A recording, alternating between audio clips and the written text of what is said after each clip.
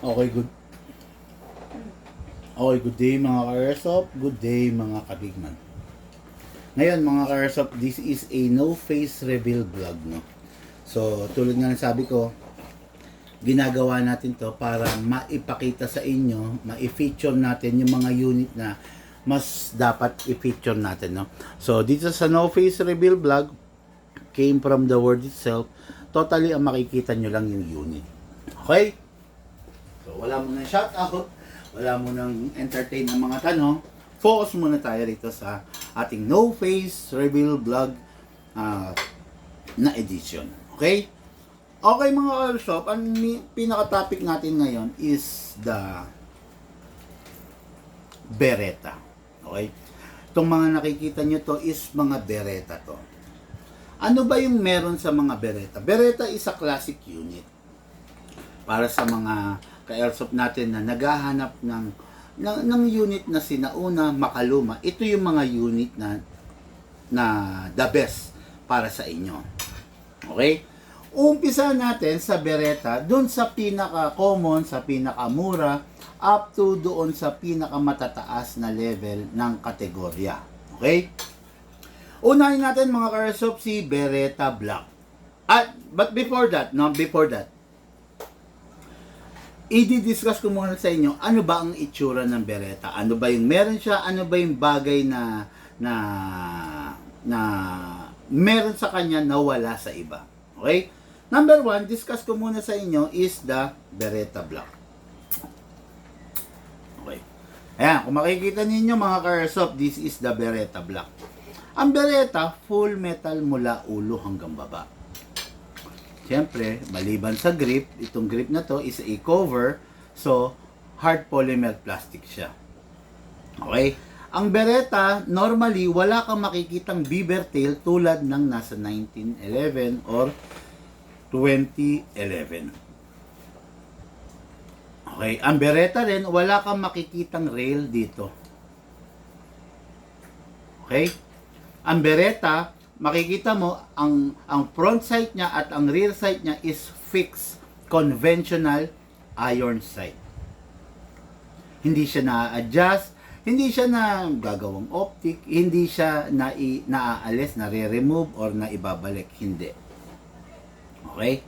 Ang Beretta is ambidextrous.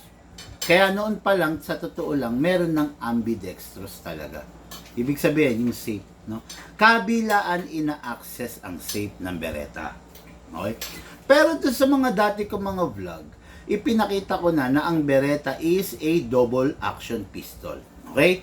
Once you pull the trigger, there is a hammer na pumapalo, na nagre-react. Okay? Ayan, katulad yan. I will pull the trigger and notice the hammer. Okay. Ito yon. Kaya naging double action. Okay. Number 1 action, pull the trigger. And number 2 action, papalo yung trigger.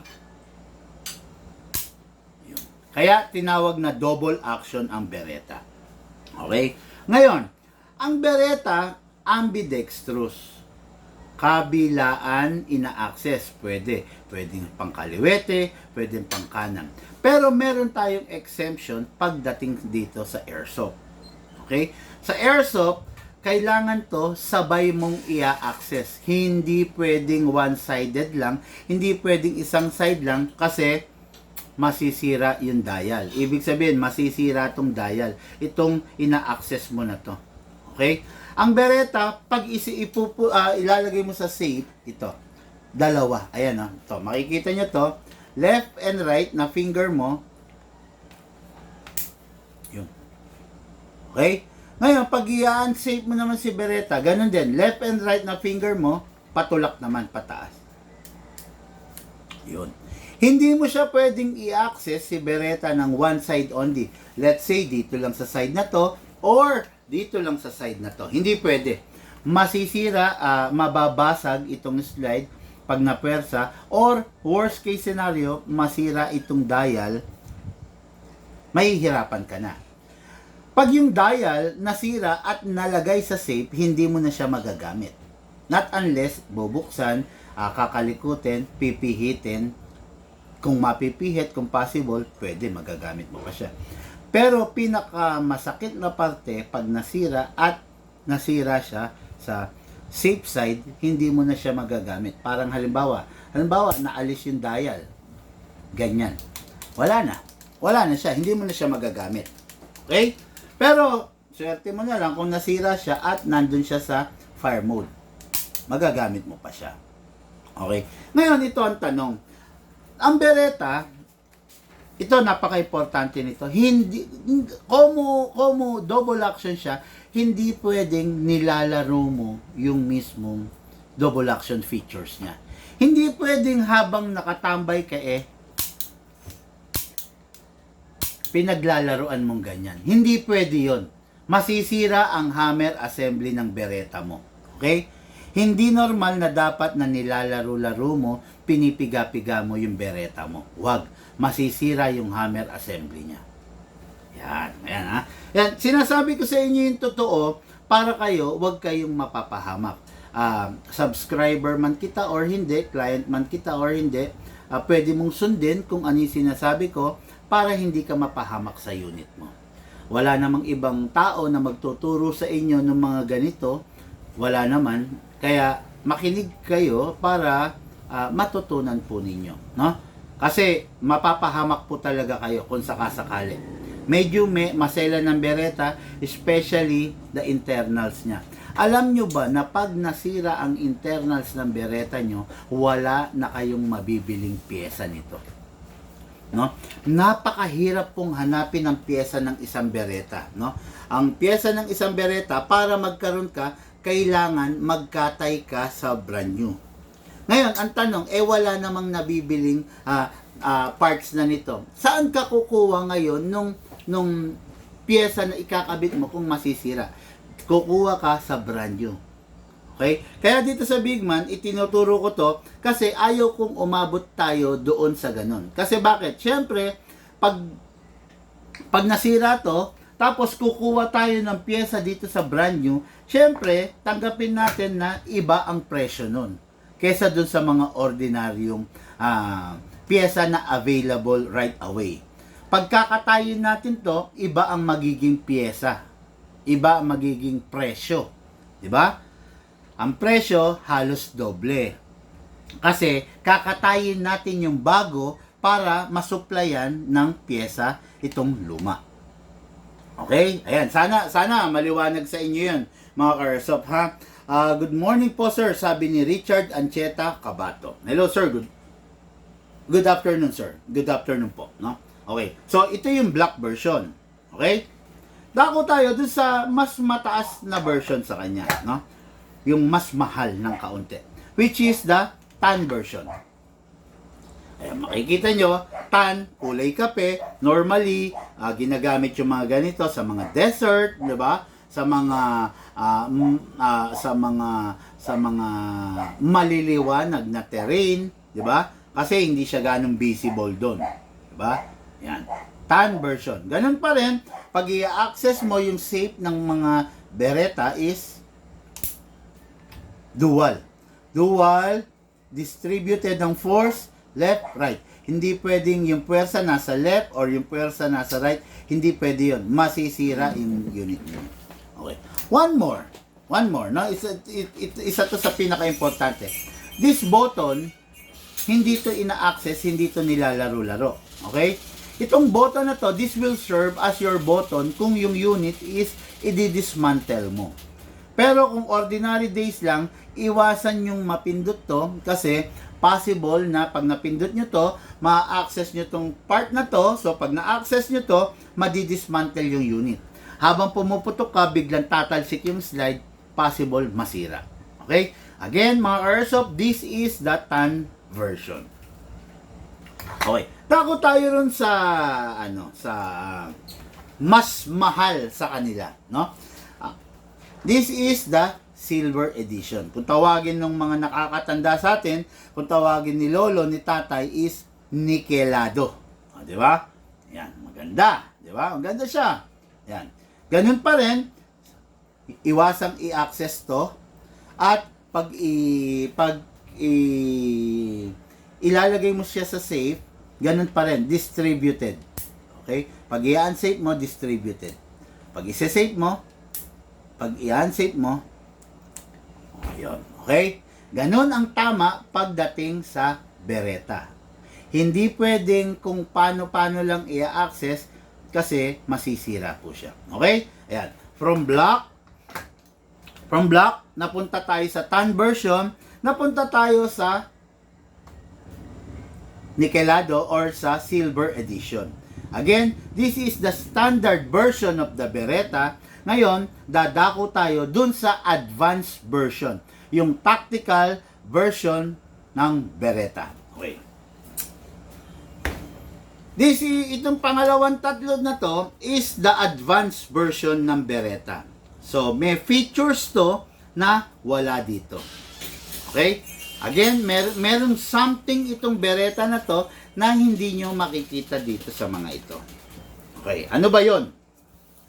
Okay, let's start sa block. So, this is the block. Kunin natin. Okay, so this is the block version. Kung mapapansin nyo, malaki ang pagkakaiba nila. Ayan o. Ayan o. Kaya, kung mapapansin niyo, malaki ang pagkakaiba nila. Ito is may design, while ito wala. Okay? Tapos, tignan pa natin kung napakatalas ng mata ninyo. Isa pa sa pinagkaiba nila is itong part na to. Ito medyo patulis ng kaunti, medyo tapering, malapad, then paliit ng paliit ng paliit. Yan ha. Yan medyo paliit to. While ito is barakong-barako talaga. Ayan, kung mapapansin niyo to, pansinin niyo to ha. Diretso to. Hindi katulad ng isa, medyo paliit, medyo patulis. Ito diretso to. Barakong-barako. Itong tactical version nila, yung advanced version is medyo patulis. Okay? Tapos ganun pa rin, wala pa ring rail. Okay? Wala pa ring rail. Then optic, wala pa rin.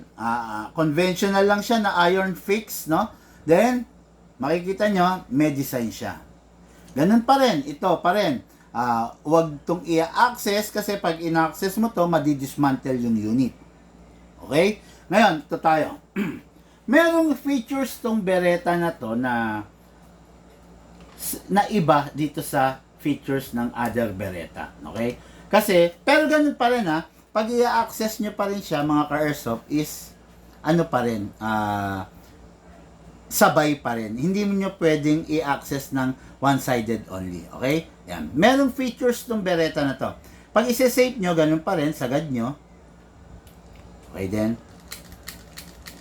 Okay. Pag naka-unsafe,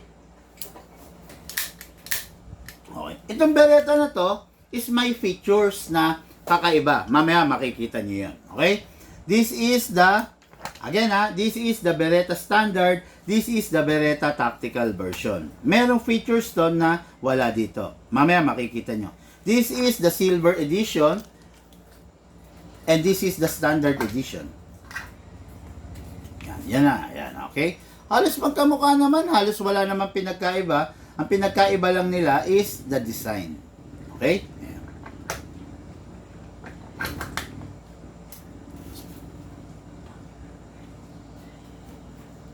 Okay, the design. Okay? This is the silver. While walang nilabas na tan version sa Beretta Advance. Kung dito sa standard meron, dito wala. Pero nilabas is the gold version. Okay? Ayan, makikita ninyo, itong gold version is ganun pa rin. May design siya. Alam nyo ba yung design niya yan? This is a unique color ng design. Para siyang eagle.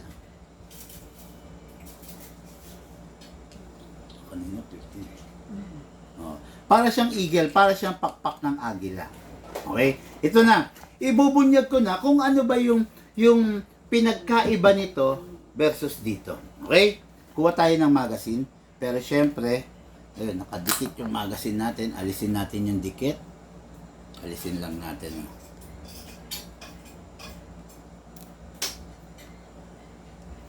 Okay, alisin ko lang. Sabi ni Gerard Francis Baduya.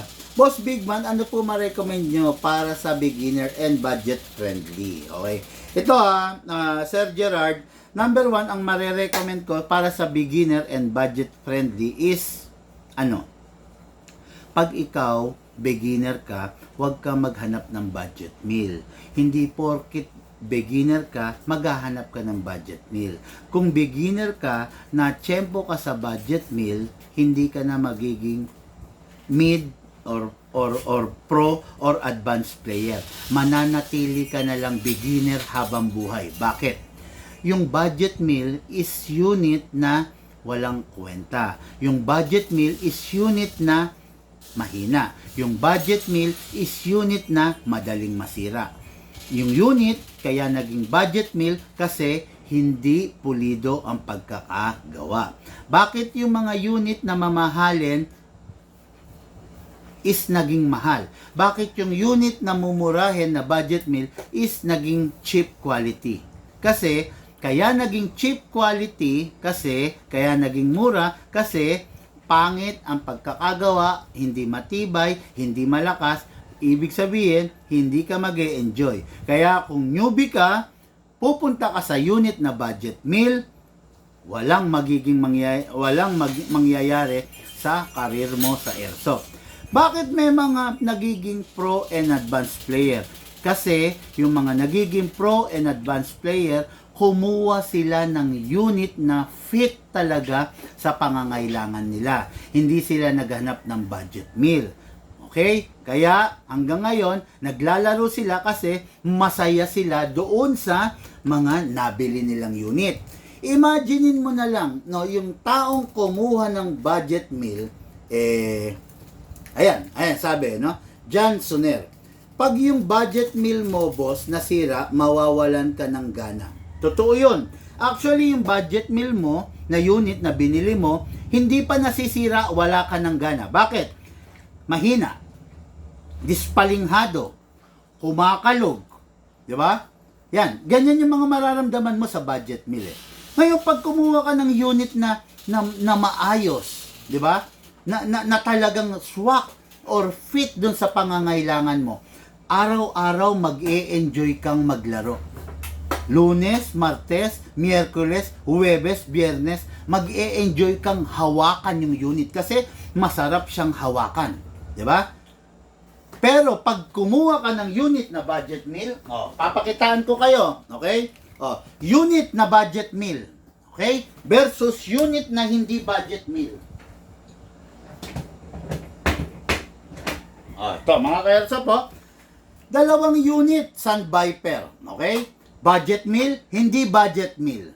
Okay? Budget meal, mumurahin, cheap quality. Hindi budget meal, quality ang bawat detalye. Okay, pakita ko sa inyo Budget meal. Kasamo, ilak mo. Budget meal. Budget meal. Okay? Okay. Kunin natin yung hindi budget meal. Kasa, ilak, hindi budget meal. Okay? Hindi budget meal. Hindi budget meal.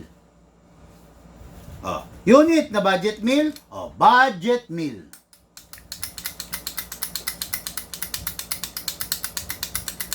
Ayan. Okay, ayan sana nasagot ko. Actually, hindi ako dapat sasagot ng question and answer. Kaya lang hindi ko matiis kasi kawawa yung ka-airsoft.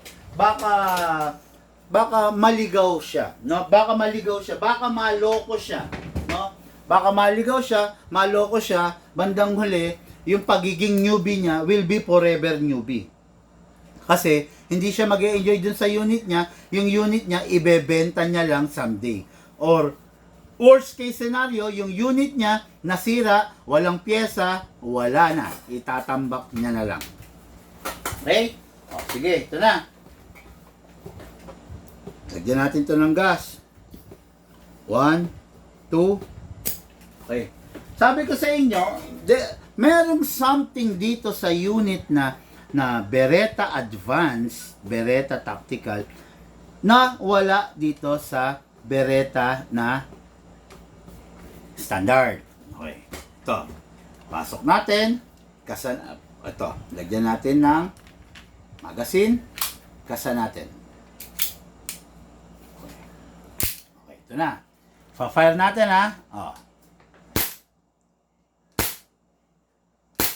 Okay. Single fire. Katulad din nito. Okay? Katulad din nito. Ngayon, ibababa natin konti. Distributed ang force. Yung sinasabi, ay hindi. Na-save natin. Ayan. Binaba natin konti. Ito.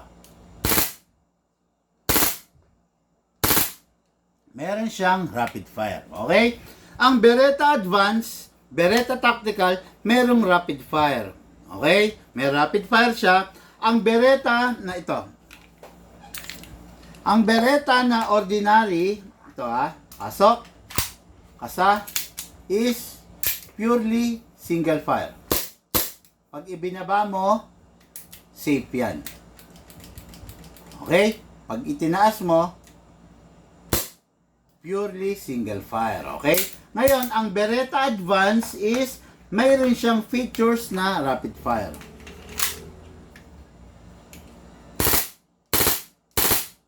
Pwede mong i-single fire. Okay. Ha? Ayun, naipakita ko na ha. Ayun, pasingawin na natin. Lucas, lagyan mong double-sided to ha. Ayan. Beretta Advance, Tactical, Beretta na standard. Okay? Ayan. Mamaya, at the end of this video, ibibigay ko sa inyo yung conclusion ko which is best and which is the worst. Okay? Ayan. Mamaya, malalaman ninyo yun. Ngayon, dadako muna tayo. Kung merong Beretta Standard, Beretta Tactical, merong Beretta Special. Okay? No? Merong Beretta na Special. Okay? Yung Beretta Special is a high-end version of Beretta na masasabi natin na talagang rare, na hindi nyo makikita sa kung saan-saan, na hindi nyo mabibili sa kung saan-saan, dito lamang sa Bigman. Okay? Sabi, no good talaga ang budget meal, bossing. Sabi ni Dino Adolfo Colasito. Tama po kayo, bossing, no? Bossing, tag magkano yan? Josh, mag-message ka po. Okay? O, ito na yung Beretta Special. Okay? Beretta Special. Okay. Makikita nyo, guwapo, botsyog din siya. Pero, tulad nga ng trademark ng Beretta, wala siyang rail dito. Ngayon, yung sight niya, hindi pa rin siya optic. Okay? Hindi siya optic. Tapos wala rin siyang beaver tail. Okay? Ang safe niya, ganun pa rin, ina-access sabay. Okay. Okay, sabay. Okay. Hindi ko lang alam kung meron yung bang rapid to? Parang meron. Okay, testingin natin ha. Ngayon, si Beretta Special, actually, nagulat lang ako mga karsap pagpaumanhinan nyo na. Hindi ko kabisado to kasi to kung may rapid fire, okay? Pero may nakapa ako na something. Ang alam ko, single fire lang yun eh. Okay. Oops.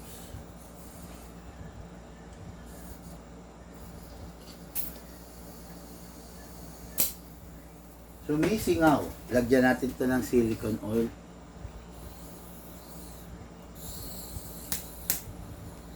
Ayan. Anyway, mamaya na lang, no? Pasok natin, kasa natin. Try natin yung single fire. Okay, try natin ibabang konti. Parang may nakapa ako.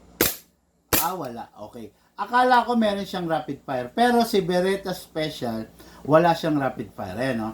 Akala ko kasi na ibaba kong ganyan, akala ko magra-rapid. Wala naman. Then, yung pinakababa niya is the safe version. Okay? Ayan. Single fire lang siya. Again. Okay, wala siyang rapid fire, no? So, this is the Beretta Special. Okay? Itong unit na to, kung mapapansin nyo, naka-wooden grip, naka-special emblem, napakaganda. Very rare, hindi nyo makikita sa ordinaryong araw, hindi nyo makikita sa kung saan-saan. Kaya, this is one of a kind Beretta collection. Okay? Yan, napakaganda, napakasarap ng unit, ang ganda-ganda, botsyog, napakataba, napakabigat, no? Actually, mabigat talaga siya mga ka-airsoft, no? Yan, so ito, yung unit na talagang mag-e-enjoy kang kasama. Di ba? Lalo na kung nagko-collect ka, kung nagko-collect ka at naghahanap ka ng unit na talagang outstanding sa iba. Okay, so again, recap, no? May nagtatanong, MJ, bossing, baka meron ka dyan Glock 18C. Bossing, airsoft shop ako, malamang meron po. Kung interesado po kayo, mag-message po kayo. Okay? Ano po maganda, sir, na recommended mo po na Borleo de Mariano, Marvin? Bossing, marami po tayong maganda na pwede kong i-recommend, no? Pero mas maganda sana, bossing, kung ikaw yung magkakagusto rin sa unit. Yung maari kasing yung maganda sa akin, maaring hindi maganda sa iyo. For example, meron kang edad. Maaring maganda sa iyo ang Beretta, pero hindi ko highly recommended ang Beretta, 'di ba? Ayun. Depende sa gusto mo, kumbaga, ganito 'yan. Nung pumili ka ng asawa mo, bossing, ikaw mismo ang pumili, 'di ba? Dahil gandang-ganda ka sa kanya, cute na cute ka sa kanya, nahuhumaling ka sa kanya. Hindi naman pwedeng yung mapapangasawa mo, kapitbahay mo, or best friend mo yung pipili, 'di ba? Mas maganda yung mapapangasawa mo, ikaw ang pipili. Ganon din sa barel. Yung barel na hawakan mo for the rest of your life, dapat ikaw ang pipili. Okay? Kasi yung hahawakan mong barel for the rest of your life, siya yung makakasama mo habang nabubuhay ka. Hindi everyday bibili ka ng barel, hindi everyday bibili ka ng iba't ibang klase ng barel. Yung hahawakan mo on your first try, is yun yung hahawakan mo for the rest of your life. Yan po yung pinakatama. Okay? Okay, yung MJ nga, i-message mo na lang. Baka kako-comment niya, mablock siya eh. Mablock ng system. Pati si Sir Borleo, no? Okay? O, sige. Beretta Standard, Beretta Tactical, Beretta Special. Punta tayo ngayon doon sa Beretta Limited and Rare Edition. Okay. This is the Beretta Rare and Limited Edition. Okay. This is a Beretta na ginamit sa Resident Evil. 1:1 replica. This is a Samurai Edge Barry Burton version 2. Okay, ayan. Okay, version 2 nga ba?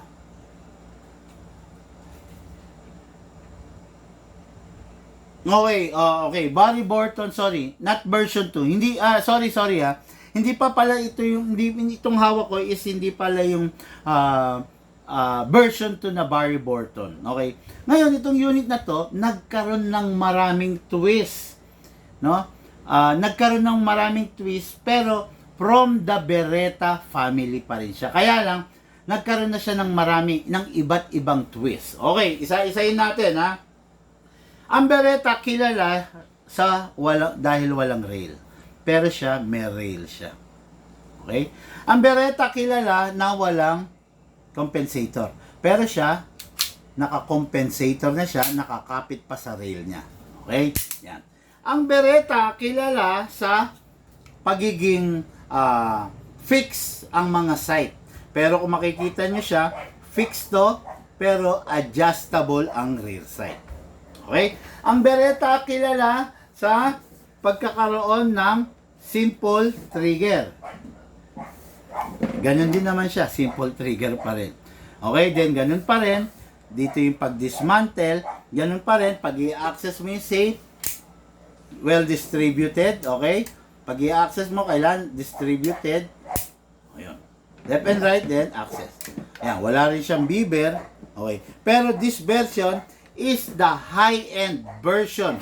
Pinakamataas, pinaka-high-end version ng Beretta. Okay? This is a 7.0 RoboCop 1, no, na ginamit sa Resident Evil din. Ayan, okay? So, napakaganda niyan, pure black version, pero merong other color nito na ganito yung color, na ganito. Okay? Meron ganito, pero wala lang dito ngayon, no? So, ayan yung unit na to. Papakita ko sa inyo, check natin siya kung may rapid fire. Actually, hindi ko rin kabisado kung meron man or wala, no? Kasi may nakakapa akong mga button sa kanya. Okay? Pasok lang natin. Kasa. Okay. Single fire, eh, no? Grabe, no? Ngayon may nakapa ako. Wala. Single fire lang talaga siya, mga ka-airsoft, no? Then the safe. Ayan. Okay? Ngayon, unsafe natin. Ayan. Si Beretta, mga ka-airsoft, grabe mag-recoil to, no? Talagang hindi mo look pa, dikit. Hindi mo matatawaran yung recoil niya, talagang malalakas. Okay? Itong unit na to, ito yung unit na rare, limited pa. Okay, no? Talagang bihirang-bihira mo lang makikita to, bihirang-bihira mo lang makikitang ginagamit tong unit na to. Okay? Napakaganda niyan, napakalupit, talaga naman, mag-e-enjoy yung bawat gagamit. Okay, recap tayo. This is the Beretta Special, Standard. This is the Beretta Special, Tactical, the Beretta Special, and the Beretta Limited Edition. Okay? Ito na. Ito na yung conclusion. Dito lang tayo, no? Kasi ito yung pag-comparison natin. Beretta Standard versus the Beretta Special. Mga karso, kung ako yung tatanungin nyo, alam nyo naman, ever since mulat sa poll, I am not a fan of a rapid fire. Kung ako yung tatanungin ninyo, hindi ko to pipiliin si Beretta Tactical versus dito. Mas pipiliin ko tong single fire kesa sa rapid fire. Okay? Tandaan ninyo, katulad dyan, yung naghahanap ng Glock 18C. Malamang to, hindi siya nakikinig ng mga vlog ko, no? Malamang siya napadaan lang siya, no? Kasi kung nakikinig siya ng mga vlog ko, hindi niya hahanapin yung Glock 18C. Kasi ang Glock 18C equipped with single fire and rapid fire.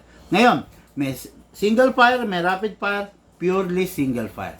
Ano ba yung do's and don'ts ng rapid fire, kaya bakit ayaw ko? Unang-una, pag nakarapid ka, lahat ng pakakawalan mong bala dito sa mga unit na to, ni isa walang tatama. Okay? Pag nakarapid ka, itong unit na to, mas prone sa pagkasira. Mas stable, mas tumatagal yung mga unit na purely single fire than sa unit na may rapid fire function. Sasabihin nung iba, di ba single fire lang naman ang gagamitin ko, big man. Hindi ganin yon. Ang unit na merong single fire at may rapid fire, meron siyang hammer set assembly na isang buong assembly. Ngayon, pag nasira ang rapid fire, sira na rin ang single fire. Pag nasira ang single fire, sira na rin ang rapid fire. Vice versa. Kumbaga, hindi katwiran na sasabihin mo na single fire lang ang gagamitin mo, walang kasiguraduhan na hindi masisira. Tandaan ninyo, pag nasira ang single fire mode or rapid fire mode, sira na yung buong unit. Hindi mo na magagamit. Okay? Ganun din naman to. Ito single fire lang, so mas stable kesa sa unit na may rapid fire. Okay, ayun. I just hope na nakashare ako ng idea sa inyo. I just hope na naturuan ko kayo ng mga bagay na hindi ninyo nakukuha sa iba na dito nyo lang makukuha sa Big Man, no? Maraming salamat sa inyo. Meron lang akong konting pakiusap. I-like and share nyo po itong page natin. I-like and share nyo para kumalat po tayo sa community, no? Paki-like, then i-follow nyo po para po updated kayo palagi sa nagaganap sa mga binibigay na tips, na review sa Airsoft community natin, sa Airsoft world natin, para po bago kayo mag-purchase ng Airsoft nyo, punong-puno po ng ideas, punong-puno ng kaalaman ang inyong pag-iisip. Okay?